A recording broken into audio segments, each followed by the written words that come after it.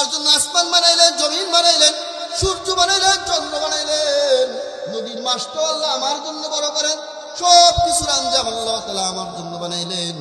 আমাকে কেন বানাইলেন? এমনি বানাইছেন বেহুদা, অনার্থক বানাইছেন, খালি খাবো ঘুমাবো দুনিয়া থেকে চলে যাব, কয় না ডা।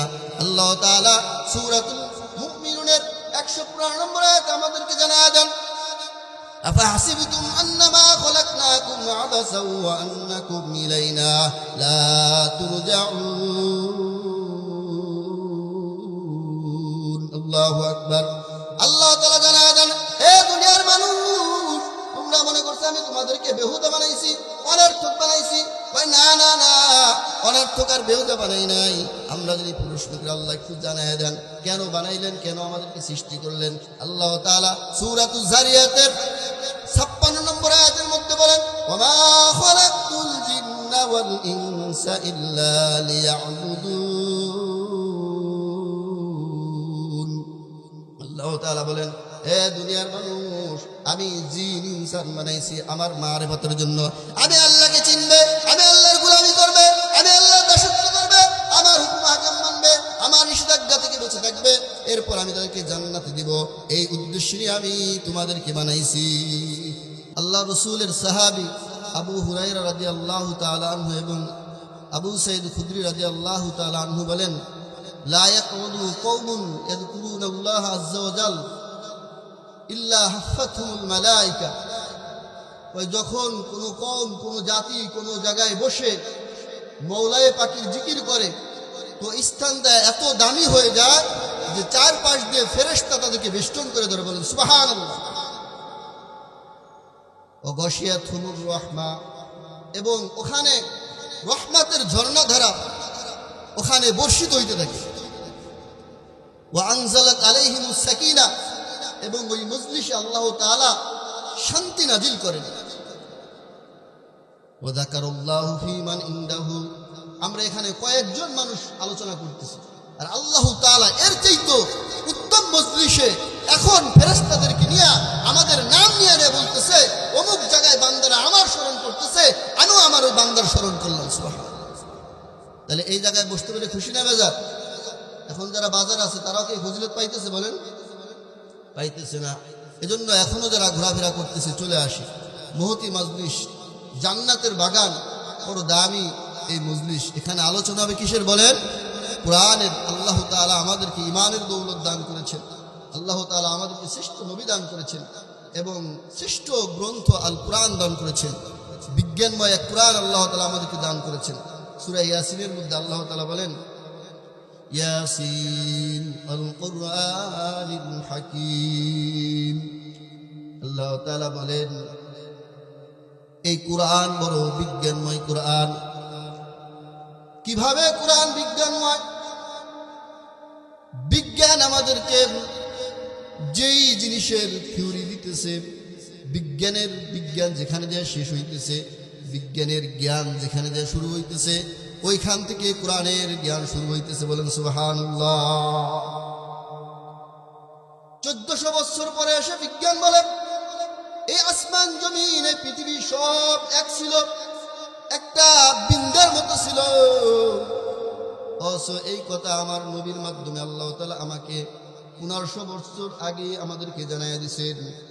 আল্লাহ তাআলা সূরা আম্বিয়ার 30 নম্বর আয়াতের মধ্যে বলেন, আওয়ালাম ইয়ারাল্লাযীনা কাফারু আন্নাস সামাওয়াতি ওয়াল আরদ কানাতা রাতকা ফাফাতাকনাহুমা ওয়াজআলনা মিনাল মাই কুল্লা শাই আফালা ইউমিনুন। আল্লাহ তাআলা বলেন, হে কাফেররা, কি দেখো না, এই আসমান জমিন সব কিছু মিলেমিশে একাকার ছিল, একটা বিন্দুর মতো ছিল। আমি আল্লাহ তাআলা মহা এক বিস্ফোরণের মধ্য দিয়ে এই পৃথিবীকে সৃষ্টি করেছি। বলেন সুবহানাল্লাহ। এই আকাশ বাতাস জমিন চন্দ্র সূর্য নক্ষত্র, তারপরে নিহারিকা পুঞ্জ, গ্যালাক্সি ব্ল্যাক হোল, দুনিয়ার সব সৃষ্টি একসাথে একটা বিন্দুর মতো ছিল। বিজ্ঞানীরা বলে এটা একটা মহাবিন্দু ছিল। এরপর আল্লাহ তাআলা মহা এক বিস্ফোরণের মধ্য দিয়ে এই পৃথিবীর সৃষ্টি হয়েছে। বিজ্ঞানীরা এটার নাম দিয়েছে বিগ ব্যাং থিওরি বা বিগ ব্যাং থিওরির মাধ্যমে এই পৃথিবীর সৃষ্টি হয়েছে। আমার আল্লাহ তাআলা এই আসমান এই জমিন এই কায়নাত বানাইছেন আল্লাহ তাআলা একটা শব্দ কুন দিয়ে বলেন সুবহানাল্লাহ। আল্লাহ তাআলা সূরা ইয়াসিনের 83 নম্বর আয়াতের মধ্যে বলেন ইন্নামা আমরুহু ইযা আরাদা শাইয়ান আইয়াকুলা লাহু কুন ফায়াকুন। আল্লাহ তাআলা যখন কোনো কিছুকে বলেন হয়ে যাও, সাথে সাথে হয়ে যান। আল্লাহ তাআলা এই কুন দিয়া আসমান বানাইলেন, এই কুন দিয়া জমিন বানাইলেন। কত বড় আসমান আল্লাহ তাআলা বানাইছেন। সূরা নাবার 12 নম্বর আয়াতে আল্লাহ বলেন ওয়া বানাইনা ফাওকাকুম সাবআন শিদাদা। আমি আল্লাহ মজবুত আসমান বানাইছি। আসমান কয়টা বানাইছেন জোরে বলেন? কয়টা? 7 আসমান। আল্লাহ তাআলা সূরা মুলকের মধ্যে বলেন, সূরা মুলকের 3 নম্বর আয়াতের মধ্যে বলেন আল্লাযী খালাকা সাবআ সামাওয়াতিন তিবাকা। আমি আল্লাহ স্তরে স্তরে 7টি আসমান বানাইছি। এক এক আসমানের দূরত্ব কত? এই জমিন থেকে প্রথম আসমানের দূরত্ব 500 বছরের রাস্তা। আবার প্রথম আসমানের দবজ বা পুর যেটা বলেন এটা আবার 500 বছরের রাস্তা। আবার প্রথম আসমান থেকে দ্বিতীয় আসমানের দূরত্ব 500 বছরের রাস্তা, দ্বিতীয় আসমানের পুরো 500 বছর। এভাবে প্রথম আসমান থেকে সপ্তম আসমান পর্যন্ত 700 বছর 7000 বছরের রাস্তা। এরপরে মুফাসসিরগণ বলেন এক আসমান থেকে আর আসমান কত বড়? ওই বিশাল মুরব্বিদের মধ্যে একটা আংটি রাখলে যত ছোট মনে হবে আংটি দেখাই যাবে না। এমনি ভাবে একটা আসমানের তুলনায় আর একটা আসমান আল্লাহ তাআলা বড় বানাইছে। তাই যদি প্রথম আসমানকে দ্বিতীয় আসমানের রাখা হয় তাহলে মরুভূমির মধ্যে একটা আংটি রাখলে যতটুকু দেখা যাবে প্রথম আসমানটা দ্বিতীয় আসমানের তুলনায় এত ছোট। সুবহানাল্লাহ বলেন। এভাবে দ্বিতীয় আসমানের চাইতে তৃতীয় আসমান ছোট, তৃতীয় আসমান বড়, এভাবে সপ্তম আসমান পর্যন্ত এই বড় বড় আসমান আল্লাহ তাআলা বানাইছেন। একটু খেয়াল করে দেখেন, একটা ঘর বানাইতে 8টা টিন দিয়ে একটা ঘর বানাইতে কমপক্ষে 8টা খুঁটি লাগে, তার কম হয় না। এই বিশাল আসমান বানাইছেন আল্লাহ তাআলা। পূর্ব থেকে পশ্চিম, উত্তর থেকে দক্ষিণ, এ পর্যন্ত কোনো বিজ্ঞান আবিষ্কার করতে পারে নাই যে কোনো জায়গায় একটা খুঁটি আছে বলেন আছে। আল্লাহ তাআলা সূরা রাদের 2 নম্বর আয়াতের মধ্যে বলেন আল্লাহুল্লাযী রাফা'আস সামাওয়াতি বিগাইরি আমাদিন তারাউনাহা। এ দুনিয়ার মানুষ, আল্লাহ ওই সত্তা যিনি বিশাল আসমানকে বানাইছে যার মধ্যে কোনো জায়গায় কোনো খুঁটি লাগান নেই বলেন সুবহানাল্লাহ। আল্লাহ পারে না? পারে না? আল্লাহ তাআলা কুদরতওয়ালা আল্লাহ। হাজার হাজার বছর অতিবাহিত হয়ে গেছে, আসমান বানাইছে। আমরা একটা বিল্ডিং বানালে 50 বছর পরে বিল্ডিং এর জায়গায় জায়গায় ত্যাগ খুইসা খুইসা পড়ে যায়। অত হাজার হাজার বছর চলে গেছে, এমন খবর আমাদের কাছে আসে নাই। আমেরিকার কোন এক জায়গায় আসমানের একটু খুইসা পড়ে গেছে বলেন, এমন খবর আসছে? আল্লাহ বলেন ফারজিউল বাসরা হাল তারা মিন ফুতুর। একটু তাকায়া দেখো, আসমানের কোন জায়গায় কোন ছিদ্র পাবা না বলেন সুবহানাল্লাহ। আজ পর্যন্ত কোন বিজ্ঞান আসমানের এক কোণা কিনারা কোথায় কেউই আবিষ্কার করতে পারে নাই। কিভাবে পারবে? আমার আল্লাহ তাআলা সূরাতুজ জারিয়াতের 47 নম্বর আয়াতের মধ্যে আমাদেরকে জানিয়ে দিয়েছেন ওয়াস-সামাআ বানাইনা বিআইদিন ওয়া ইন্না লামুসিউন। আল্লাহু আকবার। ये কালামে জিন্দা কুরআনে হাকিম হিকমতে ও লা ইয়াজালাস্তু কাদিম জামিউল ইলম মিফিল কুরআনে হাকিম তাকাসারাত আনহু আফহামুর রিজালি। আমার আল্লাহ তাআলা বলেন এই আসমান ইন্না লামুসিউন, আমি আসমানকে আমি নিজ হাতে বানাইছি এবং এই আসমানের পরিধি শুধু বাড়তি আছে বাড়তি আছে। কিয়ামত পর্যন্ত আসমানের প্রশস্ততা পরিধি বাড়তি থাকবে। আজ পর্যন্ত কেউ আসমানের কোনো প্রান্ত পায় নাই, কিয়ামত পর্যন্ত কোনো বিজ্ঞানীটা আবিষ্কার করতে পারবে না বলেন সুবহানাল্লাহ। আল্লাহ তাআলা আমাদের জন্য একটা সূর্য বানাইছেন। এই সূর্যটা পৃথিবী থেকে 9,30,00,000 মাইল দূরে। এই সূর্যটা পৃথিবীর চেয়ে 13 লক্ষ গুণ বড়, অর্থাৎ এমন 13 লক্ষ পৃথিবী এক জায়গায় করলে যত বড় হবে, আমার আল্লাহর বানানো সূর্যটাও এর চাইতে বেশি বড়। বলেন সুবহানাল্লাহ। অথচ এই সূর্যটা যখন ভোরবেলায় পূর্ব দিগন্ত থেকে উদিত হয়, মনে হয় একটা রাজহাঁসের সেদ্ধ ডিমের কুসুমের মতো। আবার পূর্ব দিকে যখন এই সূর্যটা, পশ্চিম দিকে যখন এই সূর্যটা ডুবে অস্ত যায়, তখন মনে হয় একটা রাজহাঁসের সিদ্ধ ডিমের কুসুম যতটুকু মনে হয়, সূর্যটা এতটুকু মনে হয়। অথচ 13 লক্ষ পৃথিবী এক জায়গায় করলে যত বড় হবে, তার চাইতে আমার আল্লাহর বানানো সূর্যটা এর চাইতে বেশি। বিজ্ঞান বলে এই সূর্যের আলো পৃথিবীবাসী পাক। সূর্যের কেন্দ্র থেকে পৃথিবীর কেন্দ্রে সূর্যের আলোটা পৌঁছাইতে সময় লাগে 500 সেকেন্ড, মানে 8 মিনিট 20 সেকেন্ডে সূর্যের কেন্দ্র থেকে পৃথিবীর কেন্দ্রে সূর্যের আলোটা পৌঁছায়। এই 8 মিনিট 20 সেকেন্ডে সূর্যের আলোটা 9 কোটি 30 লক্ষ মাইল অতিক্রম করে। আর আলোর গতিবেগ প্রত্যেক সেকেন্ডে 3 লক্ষ কিলোমিটার, তথা 1,86,000 মাইল।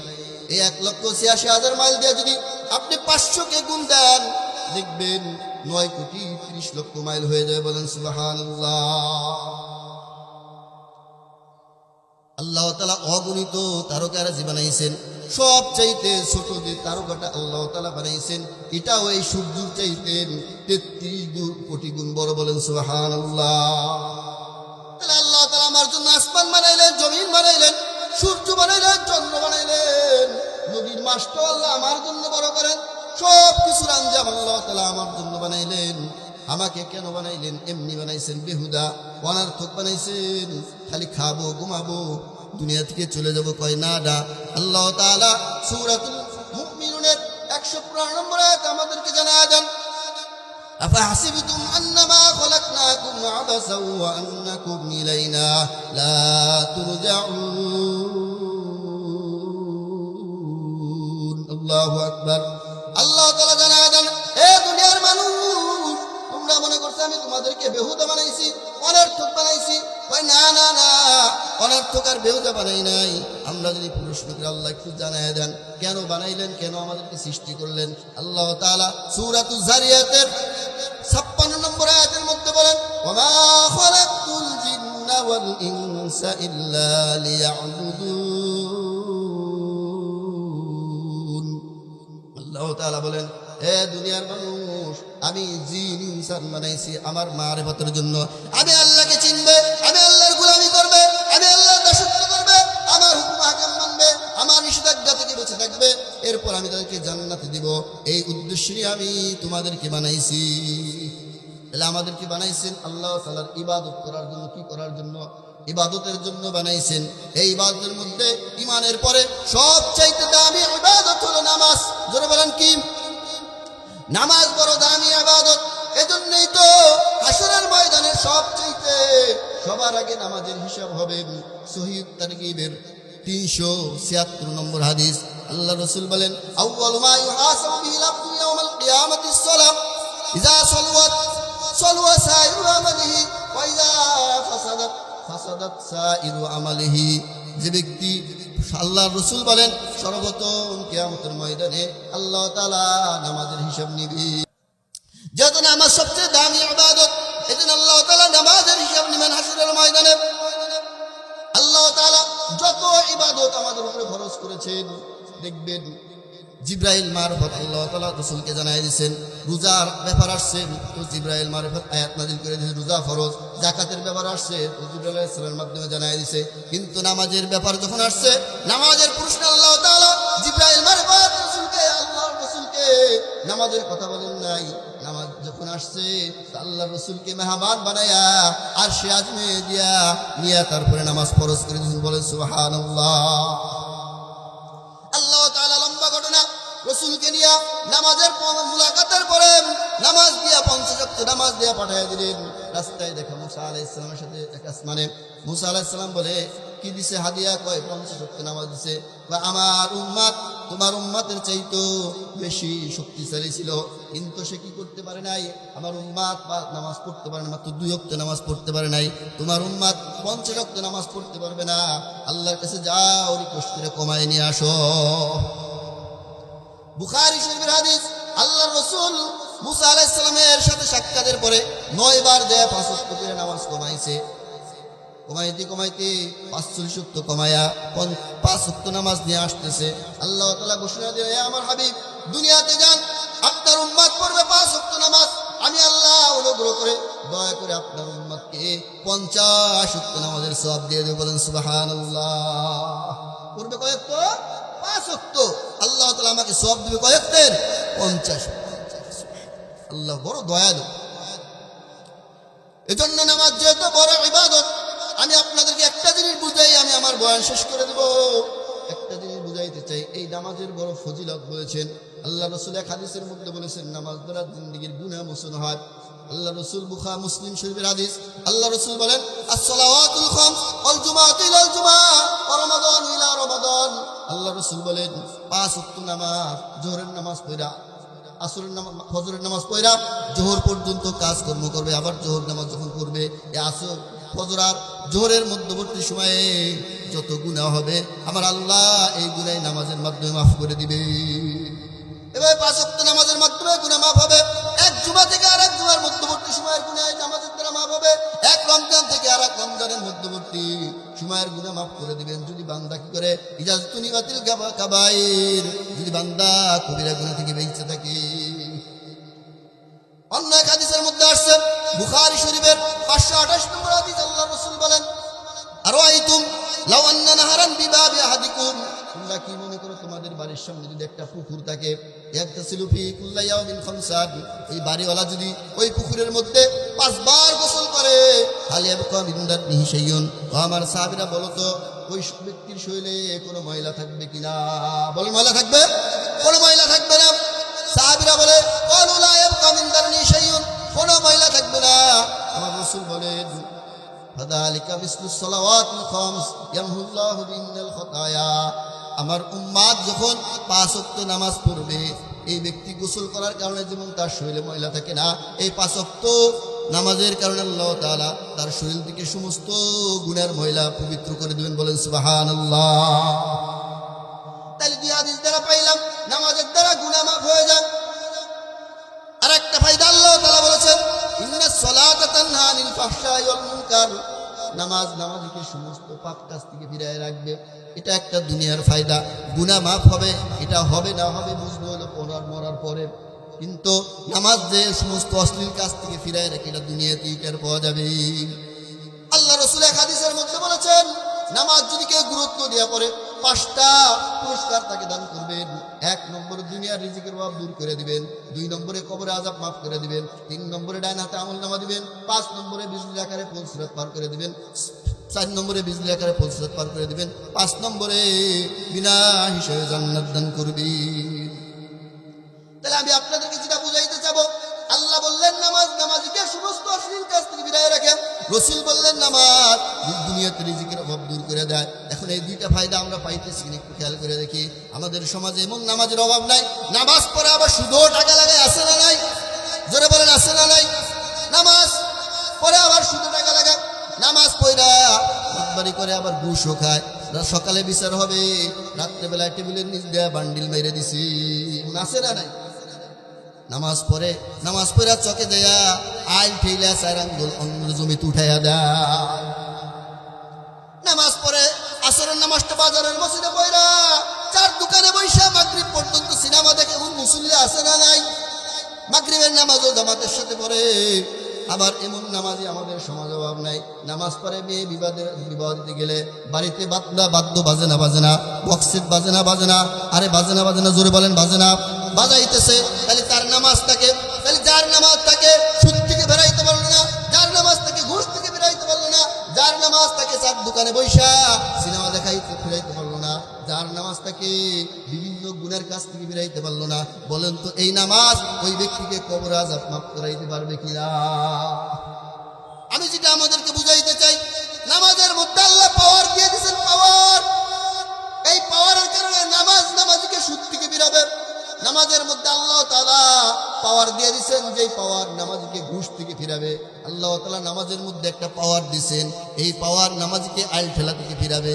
কিন্তু আমার নামাজ আমাকে আইল ঠেলা থেকে ফিরাইতে পারলো না, আমার নামাজ আমাকে ঘুষ থেকে ফিরাইতে পারলো না, আমার নামাজ আমাকে সুদের লেনদেন থেকে ফিরাইতে পারলো না।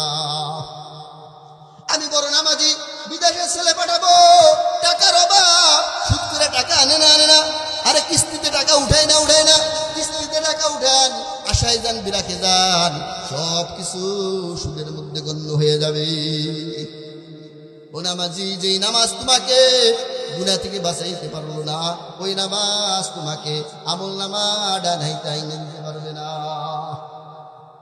ওই নামাজ দ্বারা তুমি ডানাইতে আমল নামা পাবে না, ওই নামাজ দ্বারা বিজলি আকারে পৌঁছাতে পার হওয়া যাবে না, ওই নামাজ দ্বারা তুমি বিনা হিসেবে জান্নাতে যাইতে পারবে না। নামাজের একটা ফায়দা বলছেন, নামাজ রিজিকের অভাব দূর করে দেয়। আমরা যদি এলাকায় তাকায়া দেখি, যে সমস্ত লোকগুলি নামাজ পড়েন ওদেরই রিজিকের অভাব বেশি। অথচ রাসূল বলেছেন, আল্লাহ তাআলা বলেছেন নামাজের মাধ্যমে রিজিকের ব্যবস্থা করবেন। আল্লাহ তাআলা বলেন, রাসূলকে বলেন, উমুর আহলাকা বিসসালাতি ওয়াসতাবির আলাইহা লা নাসআলুকা রিজকা নাহনু নারযুকুকা। আল্লাহ তাআলা বলেন, হে হাবিব, আপনি আপনার পরিবারকে নামাজের আদেশ করেন, আপনি নিজেও নামাজের উপর যত্নবান থাকেন, নিজেও নামাজের উপর অবিচল থাকেন। আমি আপনার কাছে রিজিক চাই না, আমি আল্লাহই আপনাকে রিজিক দিব। তাহলে নামাজ পড়লে রিজিক যিনি দিবেন তিনি কে? জোরে বলেন কে? আল্লাহ আমাকে আপনাকে রিজিক দান করবেন। এক সাহাবী এসে বলতে, ইয়া রাসূলুল্লাহ, ঘরে খাবার নাই, চুলায় আগুন জ্বলে না। আল্লাহ রাসূল বলেন, যাও নামাজে দাঁড়ায় যাও।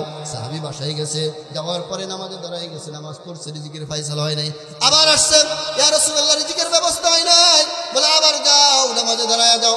আবার যায়, নামাজে দাঁড়ায় গেছে, রিজিকের ব্যবস্থা হয় নাই। আবার আসছে, আবার আসার পরে বলল, রিজিকের ব্যবস্থা হয় নাই। তাই যাও, সুন্দর করে উত্তমভাবে ওযু করো, ওযু করে আল্লাহর ধ্যান খেয়াল নিয়া সুন্দরভাবে নামাজ আদায় করো।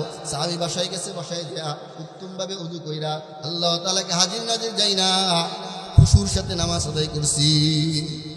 নামাজের সালাম ফিরানোর পরে দেখে ঘরে একটা জাতা ছিল, চাকি ছিল, ওটা ঘুরতেছে, আর আটা বাইরে দিতেছে। বলেন সুবহানাল্লাহ। আল্লাহ পারে না, আল্লাহ তাআলা পারেন। চাকি ঘুরতেছে, আটা বের হইতেছে, ঘরে যত বল বাটি ছিল সব আটা দিয়ে ভরছে। কৌতূহল জাগছে, আটা কোথার থেকে আসে। যখনই যায় চাকি ধরছে, আটা বন্ধ হয়ে গেছে। রাসূলের দরবারে আসছে, আয়েশা বলে, ইয়া রাসূলুল্লাহ, এই তো ঘটনা ঘটে গেল। ওই তুমি যদি ওটা না উঠাইতা, কিয়ামত পর্যন্ত আমার উম্মত এর থেকে আটা খাইতে পারত। তাহলে নামাজের দ্বারা রিজিকের অভাব দূর হয়, কিন্তু আমার রিজিকের অভাব দূর হইতেছে না। তাহলে যেই নামাজ দ্বারা আমার রিজিকের অভাব দূর হইতেছে না, ওই নামাজ দিয়ে আমি কবরের আযাব থেকে মুক্তি পাবো না, ওই নামাজ দিয়া বিনা হিসেবে জান্নাতেও যাইতে পারবো না। তাহলে হুজুর একটু বলে দেন, কোন নামাজ পড়লে নামাজ আমাকে সুদ থেকে বাঁচাবে? এটাই বুঝাবো আমি। একটু খেয়াল করে শুনেন, একটা মানুষ দুইটা জিনিসের সমন্বয়ে তৈরি। মানুষ রুহু আর দেহের মোকাবেলায় মানুষ, দুইটার মিশ্রণে একজন মানুষ। দেহ যদি না থাকে রুহুর কোনো অস্তিত্ব থাকবে না। আবার শরীর আছে কিন্তু রুহু নাই, ওটারও কোনো দাম নাই। রাত একটার সময় যদি স্বামী মইরা যায় আর বিবিকে বলে, তুমি এই রাতটুক বাকি রাতটুক পাহারা দাও, দিবে? ভয় পাবে, দিবে না। মানে রুহ ছাড়া ওর কোনো দাম নেই, এই সময় তাকে ভয় পায়। তাহলে একটা মানুষ স্বয়ংসম্পূর্ণ সম্পূর্ণ হওয়ার জন্য যেমন রুহু লাগে এবং শরীর লাগে, অনুরূপ ভাবে নামাজের মধ্যে রুহু আর শরীর আছে। নামাজের শরীর হলো ভিতরে বাইরে 13 ফরজ, ওয়াজিব, সুন্নাতে মুআক্কাদা, মুস্তাহাব, এগুলি নামাজের শরীর। এইগুলি যদি না থাকে তাইলে নামাজ হবে না। আবার এইগুলি আছে কিন্তু নামাজের রুহু নাই, তাইলেও নামাজ হবে না। নামাজের রুহু হলো নামাজের মধ্যে খুশু, বিনয়ের সাথে আল্লাহ তাআলাকে হাজির নাজির রাখা, হৃদয়ের উপস্থিতি নিয়া, অন্তরের উপস্থিতি নিয়া পুরোটা সময় নামাজ পড়া, তাইলে ওই নামাজ পাওয়ারফুল নামাজ হবে। আমরা নামাজ পড়ি, আমাদের নামাজের মধ্যে খুশু থাকে না। নামাজের মধ্যে যায় দোকানের হিসাব করি, নামাজের মধ্যে যায় ক্ষেতের হিসাব করি, নামাজের মধ্যে যায় অফিসে হিসাব করি। এই জন্য আমার নামাজ আমাকে সুদ থেকে বাঁচাইতে পারে না, আমার নামাজ আমাকে ঘুষ থেকে বাঁচাইতে পারে না, আমার নামাজ আমার বিবিকে পর্দায় রাখতে পারে না, আমার নামাজ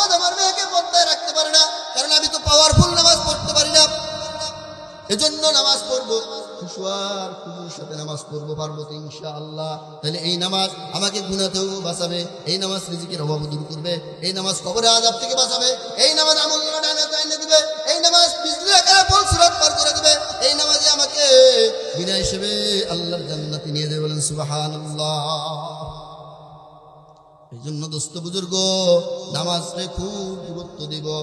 পদ্মার আড়ের মা, খুব সাবধান, মাদের মধ্যে একটু অলসতা আছে নামাজ নিয়া, নামাজ ছাড়বেন না। কোন সময় মৌত এসে যায়, কোন সময় মৌত এসে যায়, সব সময় আল্লাহর হুকুম মেনে, দিন মেনে, পূর্ণাঙ্গ দিনের অনুসরণ করে 24 ঘন্টা রেডি থাকবেন মৌতের জন্য। কোন সময় আমার মৌত এসে যায়, 24 ঘন্টা রেডি থাকতে হবে। নামাজ পড়লে যেমন জান্নাত, না পড়লে জাহান্নামে যাইতে হবে। আল্লাহ তাআলা সূরা মুদ্দাসসিরের মধ্যে বলেছেন, ফি জান্নাতি ইয়াতাসাআলুন আনিল মুজরিমিন মা সালাকাতুম ফি সাকার। জান্নাত জাহান্নাম পাশাপাশি হওয়ার কারণে জান্নাতীরা জাহান্নামীদেরকে দেখবে, জাহান্নামীরাও জান্নাতীদেরকে দেখবে। জান্নাতীরা জাহান্নামীদেরকে ডাইকে বলবে, এ জাহান্নামীরা, দুনিয়ায় এক বাজারেই বাজার খাইতাম, একই এলাকায় বসবাস করতাম, একই ভার্সিটিতে পড়তাম, আজকে তুমি কেন জাহান্নামের মধ্যে আসছো? সেদিন জাহান্নামীরা নিজেরা নিজেদের ভাষায় বলবে, 4 কারণে আমরা জাহান্নামের মধ্যে আসছি। কয় কারণ? জোরে বলেন। 4 কারণে জাহান্নামের মধ্যে আসছি। এক কারণ বলবে, লাম নাকু মিনাল মুসাল্লিন, আমরা দুনিয়াতে মুসল্লি ছিলাম না। কি ছিলাম না? জোরে বলেন। নামাজি ছিলাম না। যখন আযান হয়ে যেত, মুয়াজ্জিন বলতো, হাইয়া আলাস সালাহ, আসো নামাজের দিকে, হাইয়া আলাল ফালাহ, আসো কল্যাণের দিকে। মুয়াজ্জিন ডাকতো, কই তুমি অফিসের ফাইল বন্ধ কইরা মসজিদে চলে যাইতা, আমি সেই দিন মসজিদে যাইতাম না। একই বাজারে দোকান করতাম, আযান হয়ে যাইতো, তুমি দোকানের শাটারটা বন্ধ কইরা মসজিদে চলে যাইতা, আমি মসজিদে যাইতাম না। আরে একই চকে কাজ করতাম, আযান হয়ে যাইতো, তুমি কাজ বাদ দিয়া মসজিদে যাইতা, আমি মসজিদে যাইতাম না। এই জন্য আজকে আমি জাহান্নামের মধ্যে আসছি। জাহান্নামীরা নিজে বলবে, কেন তারা জাহান্নামের মধ্যে আসে? তাহলে বলেন তো, জাহান্নামে যাওয়ার 1 নম্বর কারণ কি? বলেন 1 নম্বর কারণ কি? 1 নম্বর কারণ নামাজ না পড়া। কি না পড়া? জোরে বলেন। নামাজ না পড়া। কারণ নামাজ সবচেয়ে গুরুত্বপূর্ণ একটা ইবাদত। এই নামাজ যার ঠিক হয়ে যাবে, তার সব আমল ঠিক হয়ে যাবে। নামাজ পড়বো তো ইনশাআল্লাহ। এই জন্য নামাজ বড় দামি ইবাদত। আযান শোনার পরে আর কাজ করা যাবে না, নামাজে চলে আসতে হবে। যদি আমাকে জান্নাতে যাইতে হয়, জান্নাতে যাইতে হইলে আমাকে নামাজ পড়তে হবে। 2 নম্বর, জাহান্নামীরা বলবে, ওয়ালাম নাকু নুতিমুল মিসকিন, দুনিয়াতে আমরা মানুষদেরকে খাওয়াইতাম না, মিসকিনদেরকে খানা খাওয়াইতাম না, এই জন্য জাহান্নামের মধ্যে আসছি। এই যে মাদ্রাসা ছাত্র আছে, মাদ্রাসা আছে, মাঝে মাঝে তাদেরকে মেহমান বানাবেন, তাদেরকে খানা খাওয়াবেন, তাইলে জাহান্নাম থেকে বাঁচতে পারবেন। জাহান্নামীরা নিজে বলবে, দুনিয়ায় আমরা মিসকিনদেরকে খানা খাওয়াইতাম না, এই জন্য জাহান্নামের মধ্যে আসছি। 3 নম্বরে বলবে, ওয়াকুন্না নাখুদু মাআল খায়দিন, আমরা দুনিয়াতে দিন নিয়ে, ইসলাম নিয়ে ঠাট্টা বিদ্রোহ করতাম, 4 দোকানে বৈশা বৈশা আল্লাহকে নিয়ে বিভিন্ন ধরনের ঠাট্টা বিদ্রোহ করতাম, রসুলকে নিয়ে করতাম, কোরআন নিয়ে করতাম, মাদ্রাসা নিয়ে করতাম, মসজিদ নিয়ে করতাম, এই জন্য আজকে জাহান্নামের মধ্যে আসছি। ওয়াকুন্না নুকাযযিবু বিয়াউমিদ্দিন, আমরা পরকালকে অস্বীকার করেছি, এই জন্য জাহান্নামের মধ্যে আসছি। আযান শুনে আসো যারা বিছানায়, তোমার জন্যে কান্দেন নবী মাদিনায়। নবী কোথায় কাঁদে বলেন? মাদিনায় শুয়ে আমার জন্য, আপনার জন্য কাঁদতেছে। ওই মদিনায় কার কার যাওয়ার ইচ্ছা আছে? আল্লাহকে হাত তুলে উঠে দেখান। আল্লাহ যারা গেছে তাদেরকে বারবার যাওয়ার তৌফিক দান করেন, আর যারা যায় নাই তাদেরকেও জীবনে একবার যাওয়ার তৌফিক দান করেন। মদিনা যাইতে পারলাম না, মদিনা দেখতে পারলাম না, মদিনা যাইতে পারলাম না, মদিনা দেখতে পারলাম না। আমি অসহায় তাই এত দূরে রই, আমি অসহায় তাই এত দূরে রই, শুধু সালাম জানাই মদিনা যাইতে পারলাম না মদিনা দেখতে পারলাম না মদিনা নাম কত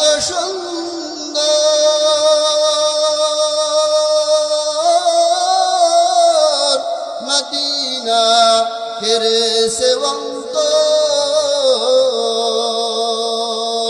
মদিনা নাম কত সুন্দর মদিনা কেরে সেবন্তর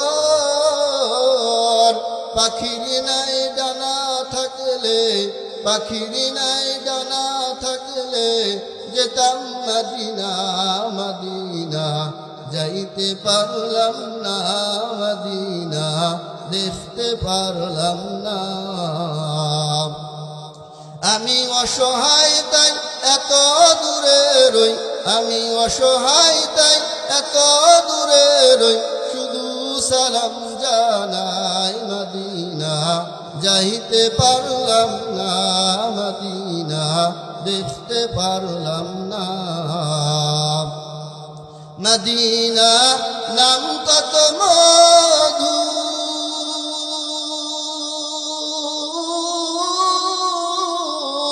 মদিনা আর যে কত দূর সেই মদিনার পথের ধুলি আমি সেই মদিনার পথের ধুলি আমি মাখতে পারলাম না মদিনা যাইতে পারলাম না মদিনা দেখতে পারলাম না